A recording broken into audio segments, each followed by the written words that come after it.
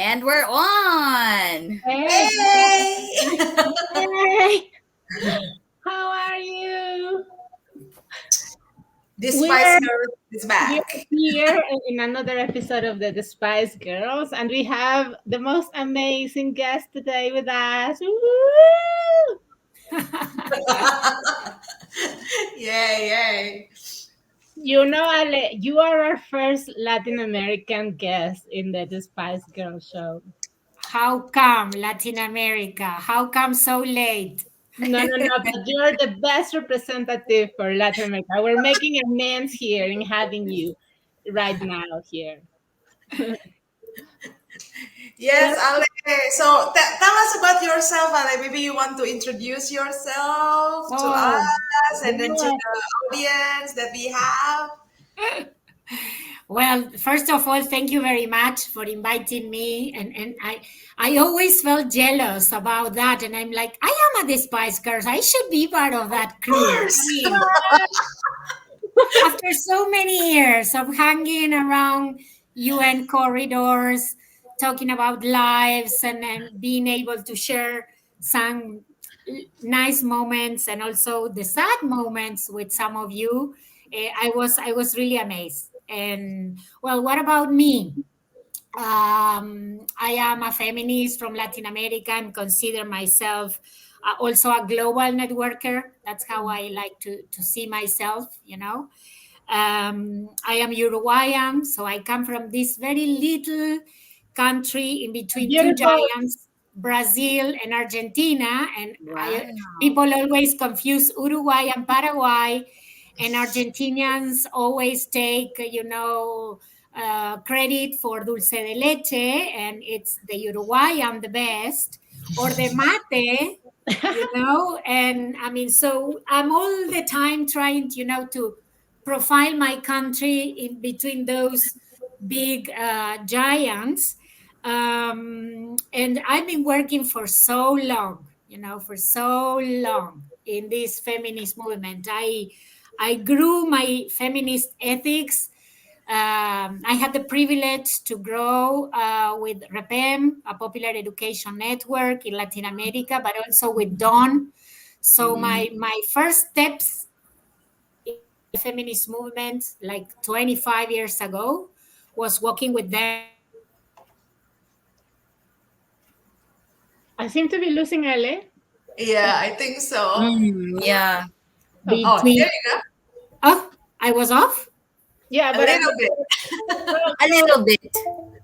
go on. No, just to say that I grew in that interlinkage, right? In the feminist analysis of Dawn and Repem, linking with Cairo analysis, Vienna analysis. So sexual health and reproductive rights with education, with development and poverty, and education in between with more macroeconomic issues. So, and then coming to financing for development with a big group of feminists meeting amazing Emilia Reyes in all that, in that path.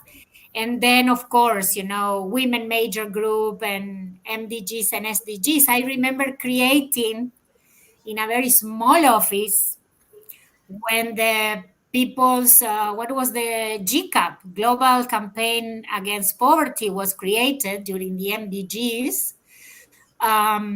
We said, but there is no violence in it. Let's create a group, and we created the feminist task force that it's still, I think, alive today. But so long history to come here today. And I am a mother of two empowered.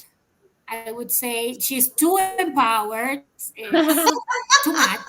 Too too much to be locked down with a teenager that believes that she can do whatever she can because she see Mm. Emilia with red and yellow hair and she's like, so I'm She's next. And I'm like, lovely. no, you're not next.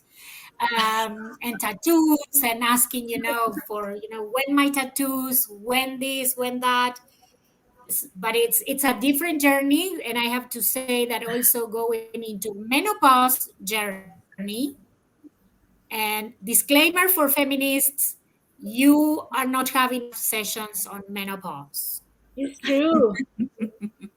We Very need important. more sessions on that Mm, That's True. because it's very different to the Alejandra I used to know. And sometimes I feel so embarrassed. And now I am talking to you and coming out and saying, what the hell? embrace it. So, No, yeah, I agree with you. I think we don't take enough time to talk about the period and the menstrual cycle as a whole and how it impacts women, how it impacts us all. What is it like to be in all of this rush, in all of this huge activity, with all of this adrenaline, and sometimes feeling like that your body is beating you down and it's like hitting you and like you're not getting up and you still need to get up every day. Some people have very serious conditions related to that, and they still need to face them. And then going to perimenopause, menopause, postmenopause. I think you are right. We should be talking about this and not keeping it silent. It's one of those elements that we say if private is public and it's political, then all of the more reason of to course. discuss this. You are very right. We should put it organize. in our agenda immediately now. Yeah. Yeah, because we say the personal is political, right? Exactly. Yes. So we have Yeah. another topic. Thank Thank you you so already much to Alejandra. for bringing that up. Mm, For challenging us as well to talk about that. But today we're going to talk about corporate power, which is another very relevant topic in which you are a huge expert. And in some ways, we are all experts on that because we're all talking about the challenge of multinational corporations overtaking every space. So let us go back a bit before the situation now and to a moment in which supposedly the UN was ruled by the decision making of member states, and actually the UN also had an agenda and had a political agenda, and I used to also have a saying in steering the conversations and adding inputs and say this is wrong and we should really going into this way. So the UN, let us say the executive voice and the technical voice had some relevance, and member states used to sit down and debate. And actually, that was one of the reasons why participation of civil society and other actors was rejected, because they kept on saying this is a member-led process. So mm, whatever other voice is coming here is not legitimate. We don't agree. We need really to come together and arrive to a consensus. And there are some processes like veto or the majority, and they vote. So that was how it used to be back then. Then they started to open up because of governance and democratic values, and of course civil society was able to attend as observers, and all of the sudden we have something that is called multi-stakeholder processes, where actually the corporations have a larger saying than member states, in which the UN is now the biggest and most expensive catering service in the world, because they're just saying, oh no, we're catering to the member states. It's like, this is, we cannot say anything because it's the will of the member states. And it's like, but then what are you doing, just serving coffee or what? And now the member states are all like, well, let me ask them, and they need to be seated at the table. And of course, whenever they sit at the table, they say, don't regulate, don't ask me why, you just go and replenish yourself. So that is the story. And maybe all of you have stories about experiences in processes in the UN, about how is this like. I mean, Rina, what do you have to say about any memories or any example? Yeah, I just remember when I was like having this UN Environment Assembly meeting. It was in Nairobi, and then the civil society was there and everything. And then it's very hard for us to meet, with the member states and everything. And then also, and then suddenly we see this tweet, and then they're launching. It's actually UNEP is having a partnership with Exxon, right? That was Yeah. exactly right. So we were so angry, and then it's actually that time it was the theme. The theme is about pollution, right? And then like that's always their narrative, no? How the UN is actually, the UN and the member state. We need to engage the private sector. We need to engage with the multinational corporation. They said because that's the only way for us to make them responsible, and then make them abide to actually the principles and etc etc. But that's bullshit, right? Like, so it's like for me that time when they have this launching is really like a ruse of what do you call it again? I suddenly have the tip of my tongue. When you actually just for marketing, like it is really, Promotion. yeah. What? I said What? branding. What did you say, Tetet? It's promotional or advertising, no? Yeah, yes, more like that, right? And then it was really really bad. So we were angry. So we created a meme, about everything that Exxon did. So the women major group was like, let's do this, right? And then we sent it out all those Twitter in social media and etc etc.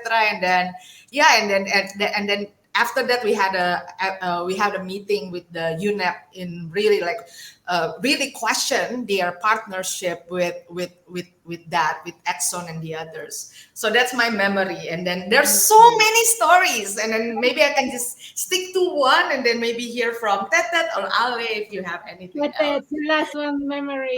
Yeah, actually, when the term multi-stakeholder came about, it sounded so sexy and positive, and it's got all the nice things going for it because it's like you recognize that different actors have a say in development and you invite them all in a dialogue, in a conversation, so that everyone does their own role in development. So, recognizing that, for instance, local authorities, foundations, civil society, we are all development actors in our own right. So, it sounded so encouraging. Yeah, and for a time, we were so happy because all of a sudden we were being welcomed in the spaces where we only used to march and say, no, jump, jump, jump. So suddenly we had this illusion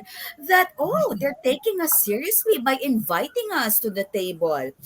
But little did we know that we were being drawn into the process in order to legitimize the role of a much bigger actor. Yeah. And that is the private sector. And all throughout now, no, for I think more than 10 years now, we've been hearing that private sector has a developmental role to play, and therefore we should encourage them to come in and be part of the development process because governments alone cannot finance development, and that's where private sector, more Yeah. specifically corporations, Yeah. that's where they come in. So that's my experience. I've been fooled. Now I've learned. Ale, Yeah. tell us what happened. No, I think that I can say I think two things.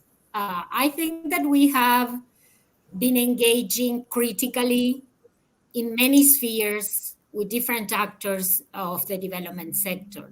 The problem is that the pace and in which this private sector has invaded the space, and also the richness, their capacity to take over the space that has to do, with their resources. We are talking about big corporates that are, bigger, in terms of economic power than states. So I think that we have been always trying to learn with very little resources, but I think that with our capacity of networking, to learn how to move. But the truth is that the challenges is bigger than us, right? And one of the things, that, for instance, we have recently see has to do with the food summit, right? So the thing is that as much as, we are reading reports, about hunger, poverty, people, all the new people that are falling in extreme poverty because of the pandemic, the lack of, resources, livelihoods, how many people are starving. I have recently been in a talk about the vaccines in Africa, where less than, 4% of the population have been vaccinated, but that adds to structural, inequalities and discriminations. But in spite of that, that hurt us all, and the opportunity of the UN summit, of food, the food UN summit that was convened in September by Antonio Guterres. There were a lot of expectations about the summit, and the opportunity, that this would be the moment to discuss, measures, the opportunity to transform the way the world produces, how we consume, how we produce, who decides what I produce and how I produce it. Well, with all that opportunity, the summit was, was very controversial, because from the outset, because largely owing to the influence of the corporate interests that frame the agenda, and for many, of civil society and movements, this was an attempt, and maybe it's already there, the privatization of decision making of the UN. The UN sets the pre-summit agenda in partnership with the World Economic Forum. So the corporate sector was a main player, in leading, what is said, who is said it, and when. So and that's why you have seen maybe many of the alliances doing the counter summits, the people summits, and so that was very frustrating. But I think it's evidence of how, from those early talks about, engagement of private sector in 2000, with the Millennium Development Goals, we are here, 20 years later or more, in a more consolidated corporate capture of the UN and of the development debates, that impacts, on our lives, So it's, I think I have the feeling that we have learned on the way, that we have learned that it's not black or white, that we also need to engage, that we also need to look for those, business, people or investors, that we need to talk to, but not being naive about, their power, and the space that they can take. I just want to welcome the audience and say whatever your comments or questions, please put them in the chat. We have an amazing expert here, and this is a topic that should interest us all. I mean, whenever we say private sector, and some say, oh, let's not demonize them because some of them are good. It's like we're not demonizing the small and medium enterprise. Of course, they're very crucial for the local development. We're talking about big corporations. And just wanted to say, I don't know, Rina or Tete, do you want to say what does corporate capture mean? Because the name is also sounding very abstract and very kind of spooky. But anybody wants to explain in very simple words for our audience here who's just interested in hearing about all of these issues without having too much knowledge of them. What is corporate capture?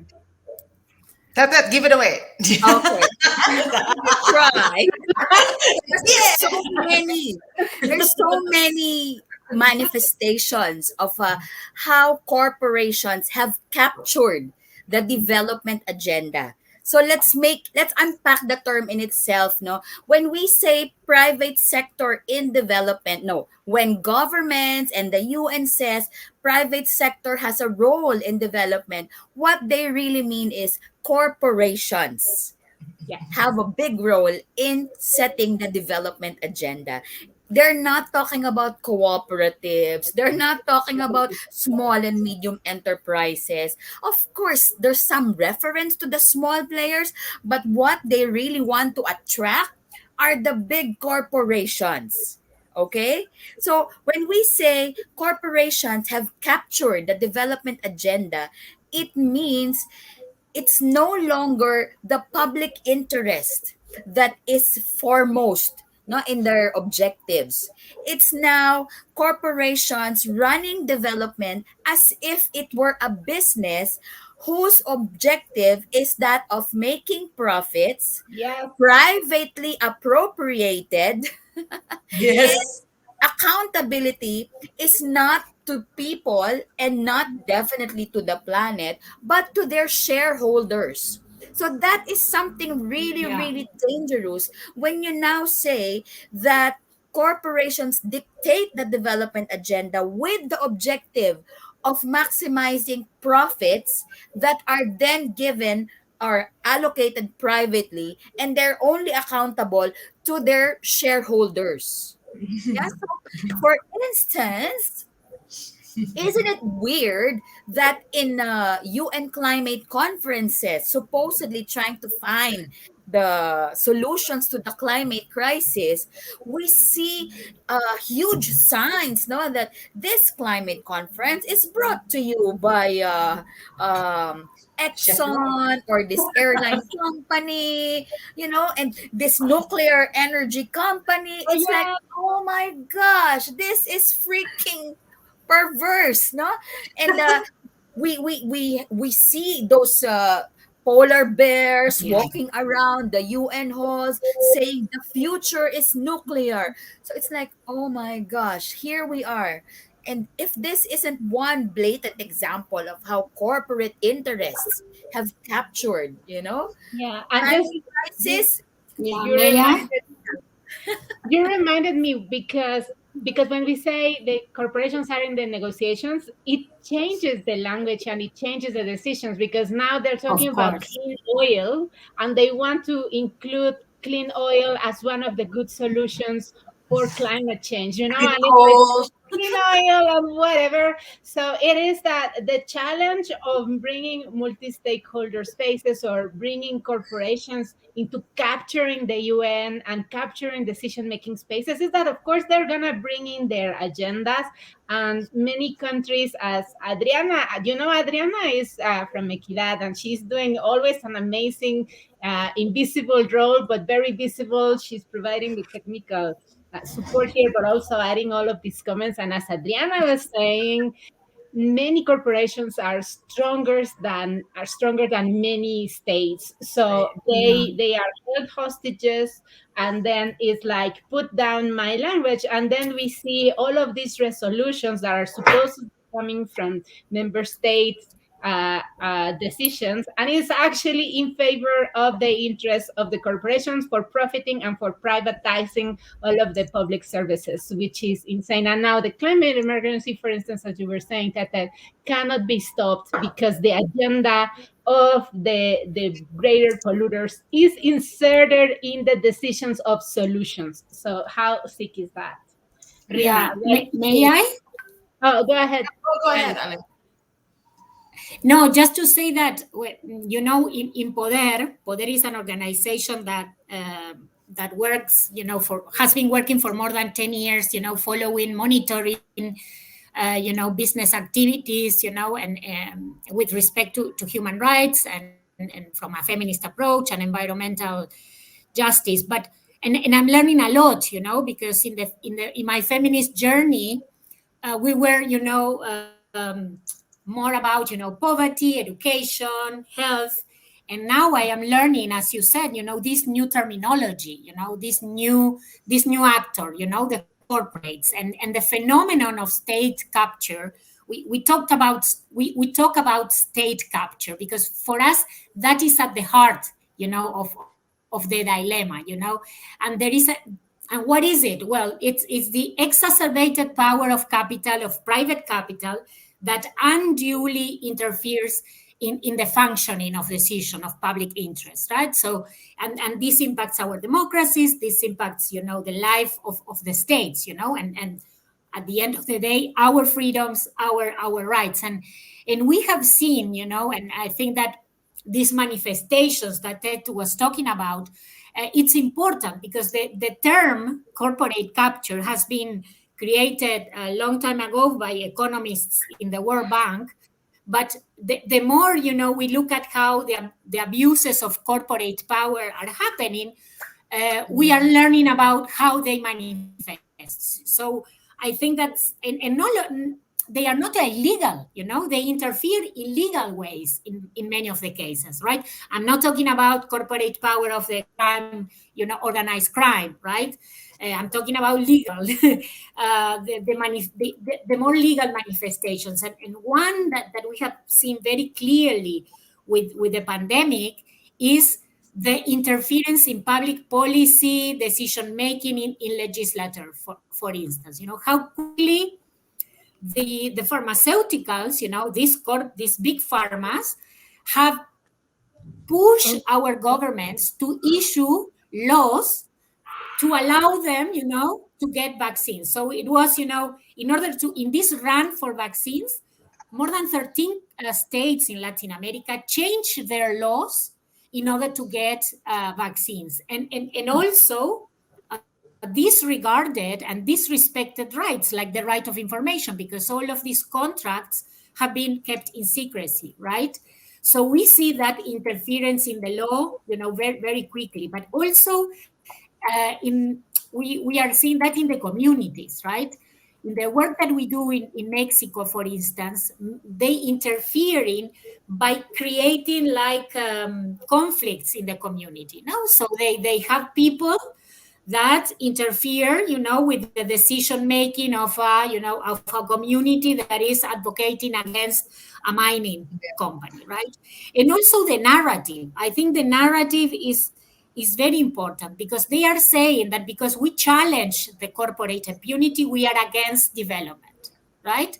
Not only they come with, they take science, they also take over scientific reports and they say that everything is fine and that they are doing great, but they say that they portray us that we are against development. And that narrative, besides all the other manifestations, of revolving doors, once you are a CEO of a, big oil company and then you are the minister of energy in a country, besides all of that, I think that the narrative of, of we are against development, it's very important. It's critical because this is what they use to keep us outside the meetings.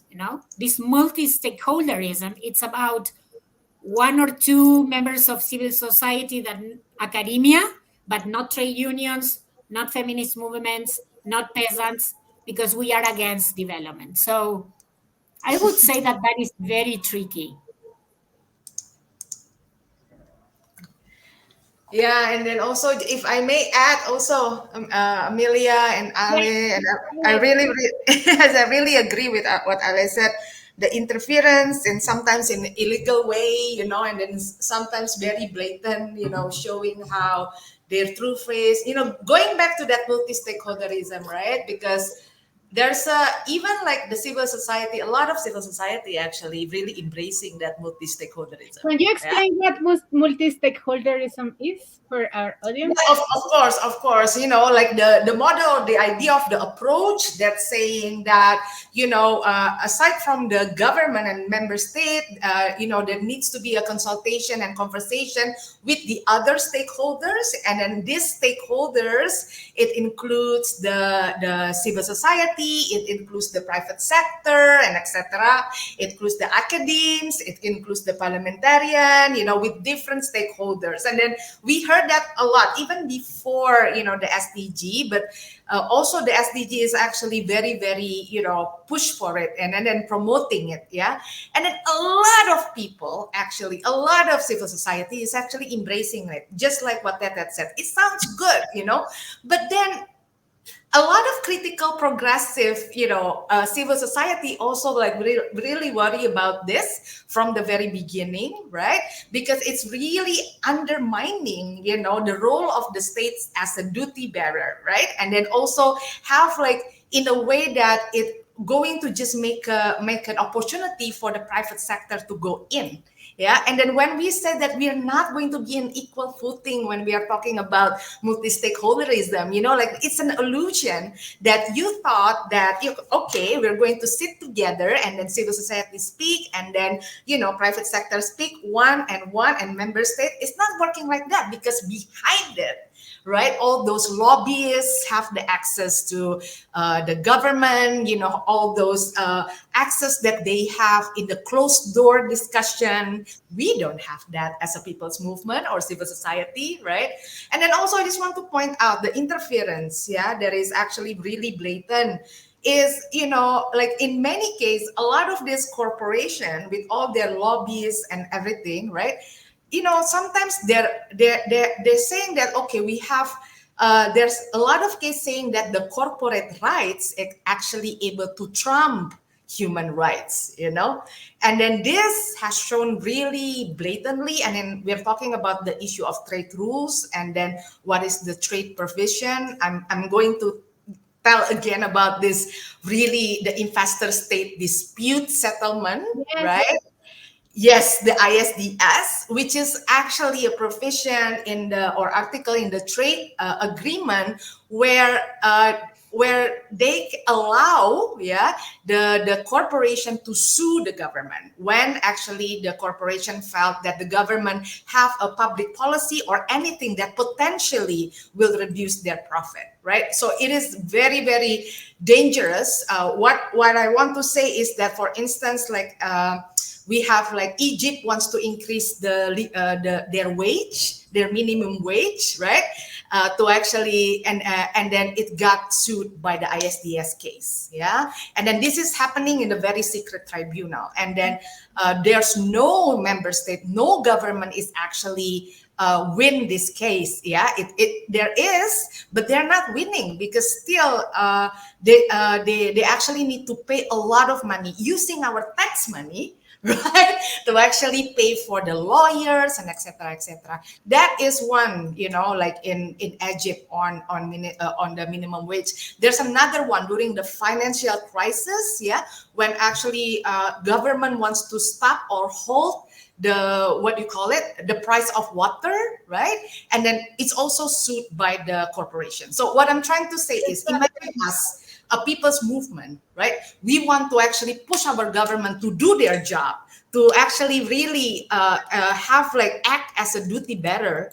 And then the government said yes to it, but they got sued by this big corporation. How fair is that, right? Yeah. So I just, for me, is that, yeah.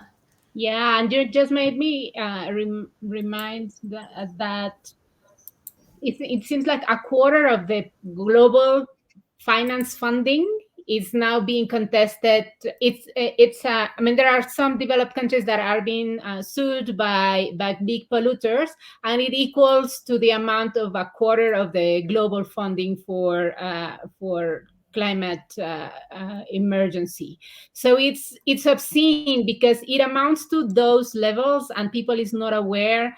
And then under the term of inclusivity, it's like, no, but it's inclusion, so we need to be plural with all of the voices, indigenous peoples, the private sector, civil society. So you are fascist because you don't want to bring corporations into the table. They have a saying, and it's like under the term of inclusivity, I mean, they're appropriating our terms, but then they're twisting them because it's really calling for an abuse of power. These actors are holding the 1% of these actors are the 1% of the concentration of wealth, owning between half and 80% of the wealth of the planet, depending on which measure are you using, which is obscene. And this is really why member states are having them on the table.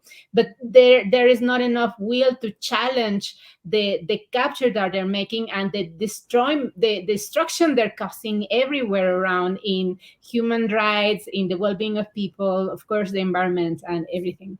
And I just want to say, let us take the comment by Roberto, because Roberto, thank you so much for placing your question. And you're saying, what do you think is the role of the country that banks of each play on this crisis that you are sharing? I'm guessing you're saying the national banks. Is that what you're saying? What is the role of national banks on the crisis? If so, I mean, I can say that it is a good question, because there are also financial institutions such as the World Bank and the IMF that are telling the national banks that they should promote austerity, not refrain circulation of capital, hold on to inflation, even though there is a need for larger spending precisely on social measures. And then the national banks are also held hostages of larger dynamics, and they're, I will also say, they're very happily complying. And so it is like an internal like a vicious circle of national supposed decisions, but responding to larger dynamics. And then it's super bad, because we see then the role of the state being attacked in different fronts, at the national level, at the regional, and at the global level. I think Ale or Tete, you wanted to say something with a lot of urgency. Tete. No, I'm glad that you answered Roberto's question already, because I'm not going to respond to that Yeah, anymore. Roberto. But I'm just reminded, that this corporate capture is not just at the global level, but it's also manifested in our communities, and it's not to say that our governments are blameless, no, that they're innocent. No, many of our governments are complicit in this corporate capture, for instance, when there's a development project, which means they want to extract minerals from, our mountains, and our communities will be displaced. Many of these corporations try to divide and rule. That they use a divide and rule tactic in the communities by trying to win over some of the elders, some of the more influential people in the community, with their nice projects, like a medical mission, some charity work, so that the social acceptability of their project is guaranteed. Because of course there are some rules about social safeguards that supposedly guarantees the rights of people in a community against, harmful effects of corporate investments. But they're dirty players, no, they go around the rules, and eventually they get the seal of approval, and they can ruin the community with their projects. But they earn a nice label, that they're doing corporate social responsibility Oh yeah. projects. Now when I said CSR, you agree with me. Oh yes. Yeah, but that's one way also that at the level of the community, these corporations are really, really very aggressive. So that's we have a lot of horror stories there, no, from Asia, Africa, Latin America. It's really about the complicity of our own governments, no, Yeah. working in collusion with these corporations, and they get away with that. Ale, tell us about corporate social responsibility. Well, first I have to say that there is a lot being written, about how we have moved from multilateralism to this, notion of multi-stakeholderism, right? There are many organizations, and I'm sure that Roberto and you, Emilia, have written about, in a critical way, So this approach, it's more dominant more than ever, right? I think we started talking about this 10 years ago, but we were defending, that we should defend a multilateralism that puts people and the planet at the center. But now we are in the middle of these, models of governance, as Ted was saying, in different aspects. And this, and as in the business and human rights arena where I work, of course, we have seen how the spaces, the multi-stakeholder spaces, are not very clear. We know that the focus now is on stakeholders, but then the stakeholders are the corporates, are the business leaders, sometimes the Yeah. UN, but very minimal role, and Sometimes. the trade unions, the workers, least the migrants, the ones that are really Indigenous impacted people. by the corporates activities. So the questions that this is why we don't get invited, right? It's, what are the rules, what are the procedures, and with the social, responsibility of corporates, it's this is happening, right? This is the narrative that they are using, which I have to say that in some cases is giving us the opportunity to really tap on structural issues and human rights and due diligence. And in some others, we know, that, and unfortunately, for instance, UN Women is trapped in that too. And I'm sure that you may agree with me that we need to think of more radical messages, right? Oh, More radical message to our UN, to our UN women. Remember when we were in the GEAR campaign? Remember when we were thinking about the gender architecture of UN? Well, we have now UN women, oh my God. and Yeah, I know. Let's talk about you and women. and no, and, No, and no. I have to say that many of us have put a lot of passion and love and care thinking about this architecture.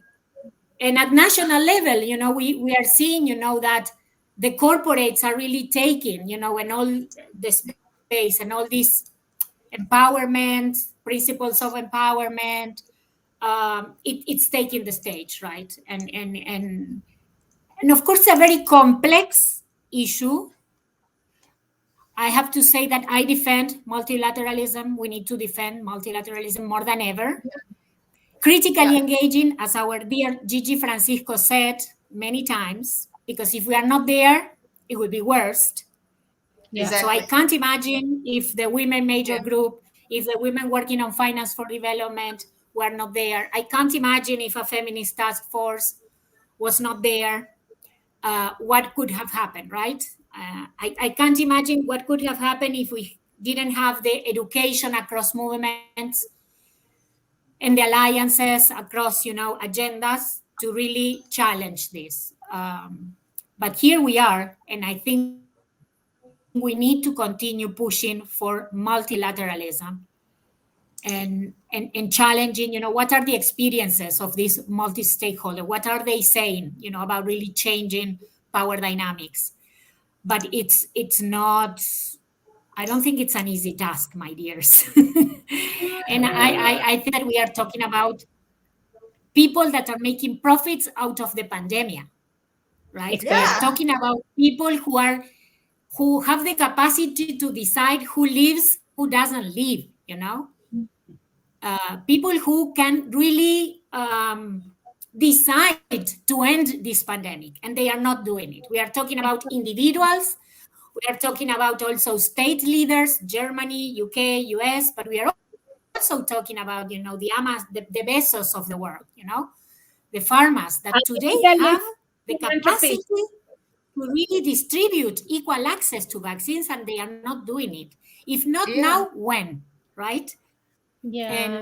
And so it's beyond what we can really manage, but we need to stay together, reclaiming the space, I think.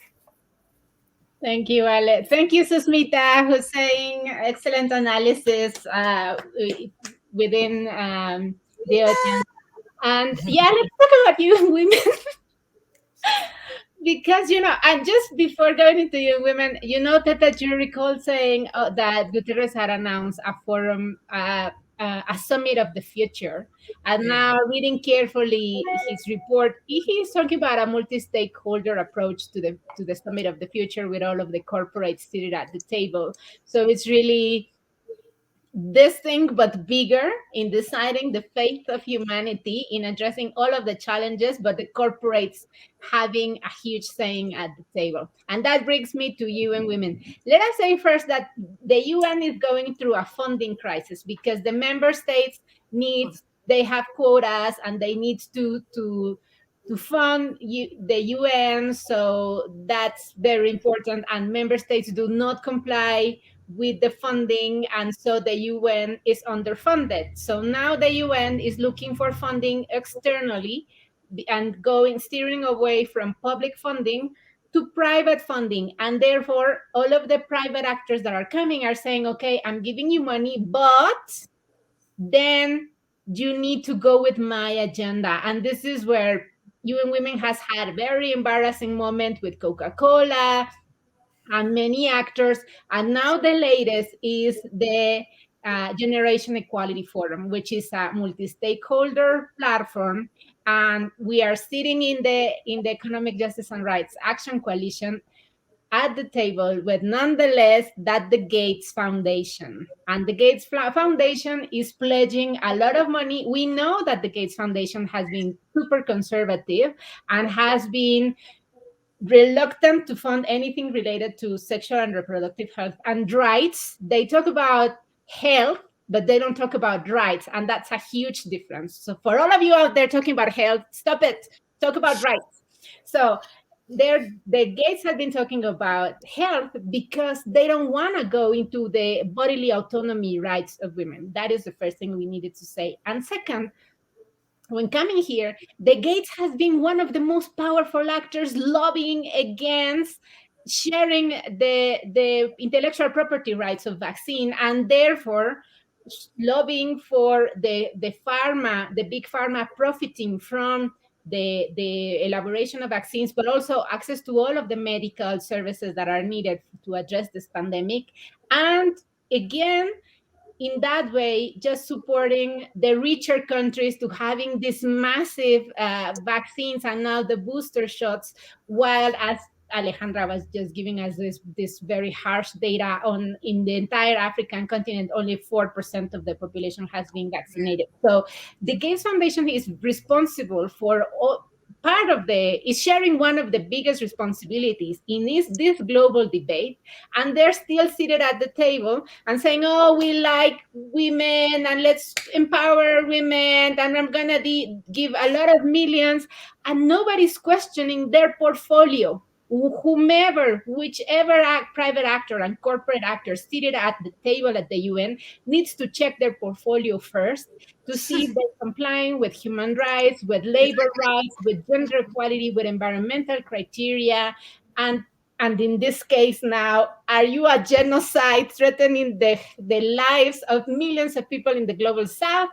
And nobody's asking those questions. We have this transparency and accountability framework about how are you going to spend the money, the billions that you're giving us. It's like, no, what are you doing? What is your portfolio? What is your internal practice? What is your impact to the world? Are you doing that with bearing in mind women's human rights? If not, just go and fix yourself and then come back later and report on what you're doing. So it's really, really very harsh to see the Gates seated at the table while giving this discourse, while they're actually one of the major responsibles of the deaths and the illness of millions of people, plus the downfall of many economies in the global south. I'm sorry, I'm very passionate, but go ahead, any of you who wants to jump in on UN Women.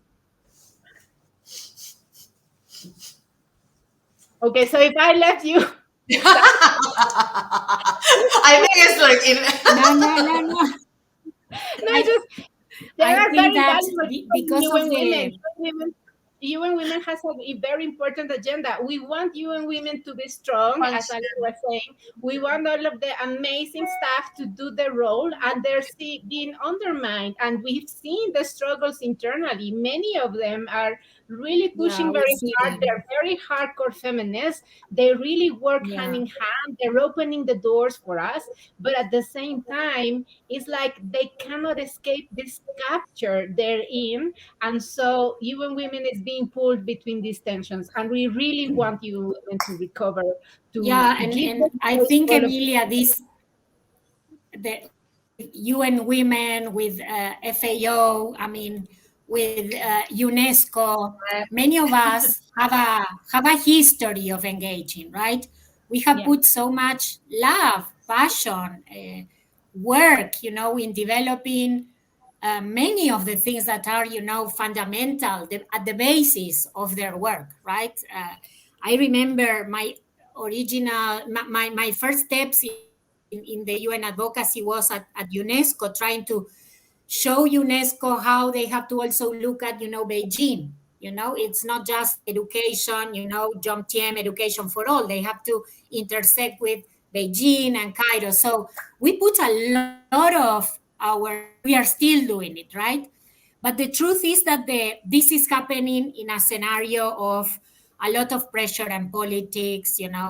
Every nomination in the UN has, something, that has to do with trade agreement, has to do with investor agreement. So it's very hard, and I think that on the road to the next CSW, which I think it's the space that we really love because it's a space where we get together. There are many things that we can challenge, but I have to say that those times for me were educational, loving spaces, moments of advocacy, moments of meeting people that you don't meet on the streets. My representatives, my government representatives, maybe I meet them there and not here. And many leaders of communities will tell me, this is in New York, this is the first time that I'm seeing a representative. I don't see their faces in my own country. So thanks to the women's movement and UN women that invited them, I am here.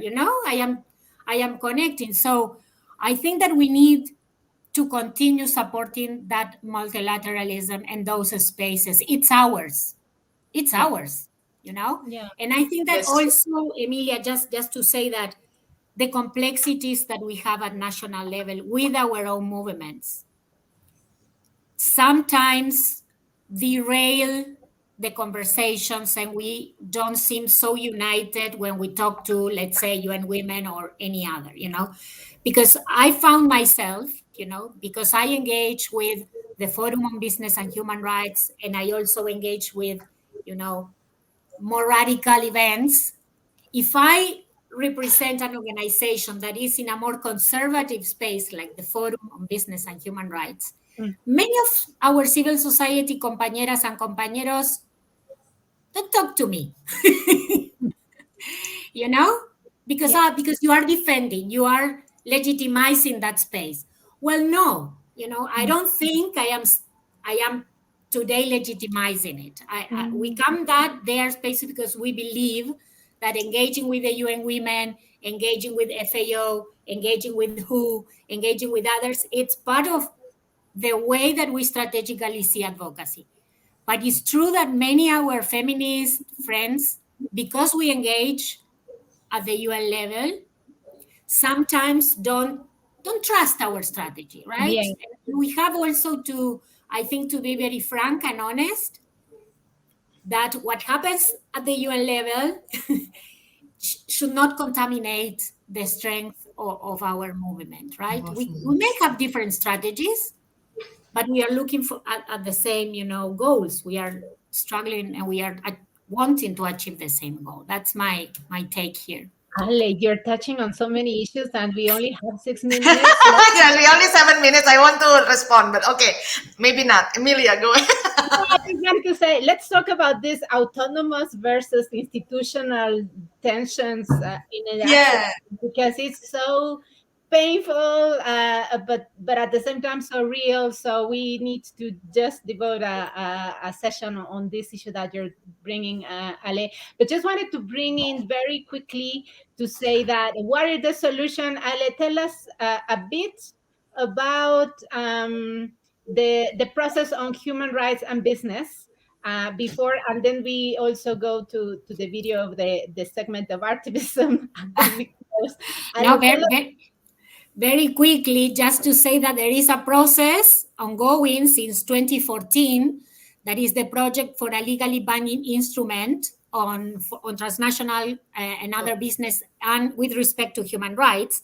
This was, a historic moment in the UN realm, where Ecuador and South Africa promoted a resolution to achieve, an instrument that can, that can put, rights of victims at the center, protection, prevention, remedy, reparation, and also focus on the obligation of transnational corporations for their, abuses and violations. That process has a session, a formal session at the end of October. We have a Feminist for a Binding Treaty group that is not only reading, the text and looking at, the gender references that need to be there, but also trying to call states, that when they talk about recovery, when they talk about, a new normal, well, that's not possible unless they put an end to corporate impunity. And they need to show, this will by committing to this instrument. And the pandemic has created some fatigue. Also, the European Union, Russia, China, the US are really not boycotting at this time, but saying that this is too complex. And so, as civil society, we are saying, tell me one issue at the UN that is not complex. You tell me one. yeah, Everything is complex. Achieving a treaty will take some time. We are in the process, but we need meaningful negotiations. We need a change in methodology. We need states to engage and really, call civil society and the affected communities to have a voice there.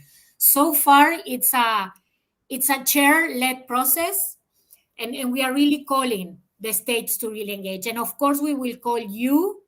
We are trying to create a webinar, and I think that we need all of the feminist experts that have been tapping on the structural issues to join us in this effort. That is happening formally at the end of October. And I think it gives us hope, there is something to fight for. yeah. Thank you so much. If you share with us the information of the webinar, we can share it around as well through the Campaign of Campaigns social media. Thank you so much. Adriana, do we have some time for the sharing the activism of the week? But simply setting broad targets for raising revenue may have unintended consequences. It can create the temptation to collect taxes wherever possible, even from the poorest in society. To avoid developing countries should strive to make their tax systems more progressive. If citizens trust that a tax system is equitable and that they will receive services like health and education in return, they'll be more willing to pay taxes. We're just silly. That who was that? Of course. Who else, no? But Bill Gates talking about how the poor will welcome taxes, no? It's crazy. Oh gosh. I'm doing a lot of movement like this. It's a lie, it's a lie, it's a lie. As if we don't have enough taxes already going around us, no? The nature of taxes, it's all about indirect taxation that's already added in the price of everything that we consume. So, Tax the rich. Tax the rich. Thank you so much, Hele, for being here. Thank you, Ellie, for your comment. I think we're going to be shut down in a minute. So thank you so much. We need to get you back. And thank you to our audience. We have many things to think about, but please bear in mind that the corporations are taking over the world and we really need to stop them. Go the Spice Girls.